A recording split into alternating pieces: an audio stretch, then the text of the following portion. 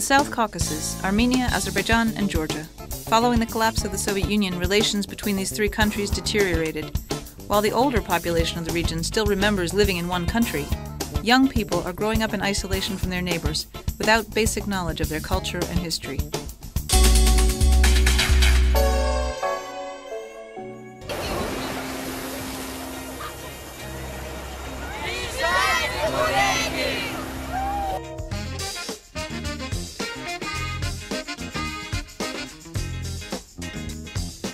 In 2004, Sea, Sun, and trainers met the 18 kids from the three South Caucasus countries in Ureki, a resort town in Georgia.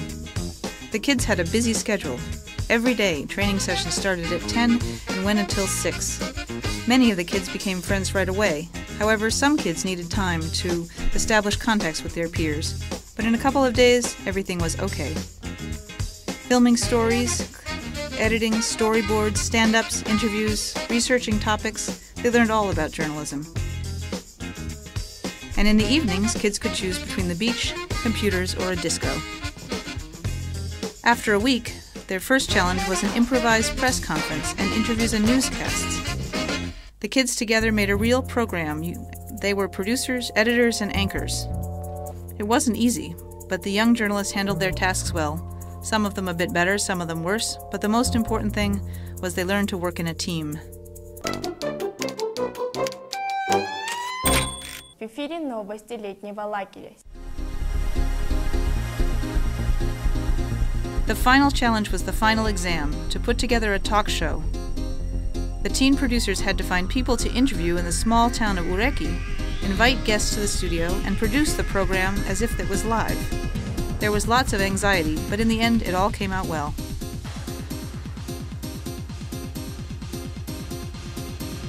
Of course, the 3 weeks in Ureki were not only classes. On Sundays, the kids went on sightseeing trips to understand the region. They even had a sailing trip on a boat. Both the work and the play were valuable in building relationships between the kids from the different countries, who then would work together on the program.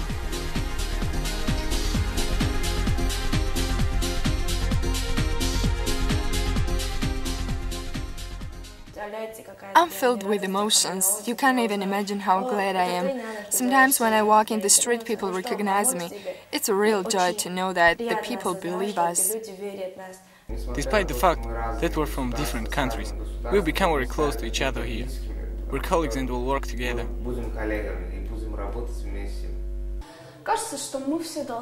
It seems we're supposed to be different, because we have different religions, traditions, customs, but the journalism really united us.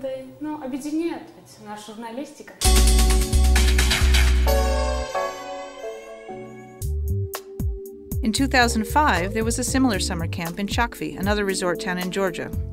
This time, most of the stories produced by the young journalists were aired on a real TV station, Channel 25 in Batumi. The kids produced 3 entire newscasts, some of them even featuring live reports. Just imagine that these kids who had just learned the basics of journalism got to go on the air live right away. I'm afraid of the live anchoring, but I try to fight it. I hope I'll manage to do it. To add to the challenge, most of the reporting was done in Russian, which is not the native language of the young journalists. Of course, there was a lot of tension, and some of them had to try to hide their anxiety, while others weren't quite able to.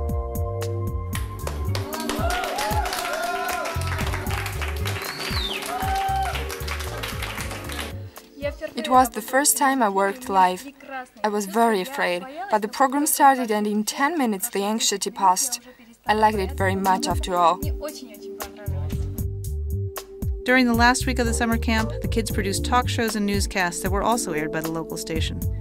The show produced by the teenagers became popular at their hotel where everyone was staying. The tourists would gather around in front of the TVs to see what their noisy teenage neighbors had in store for them.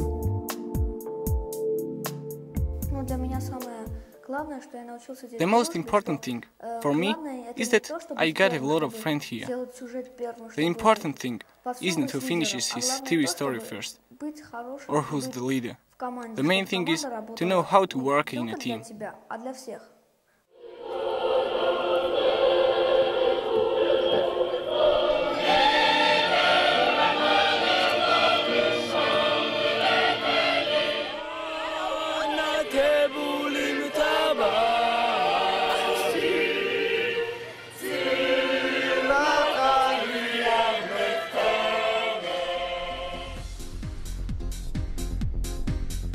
Maybe eventually many of us will not become television journalists, but we managed to become one team, that's for sure.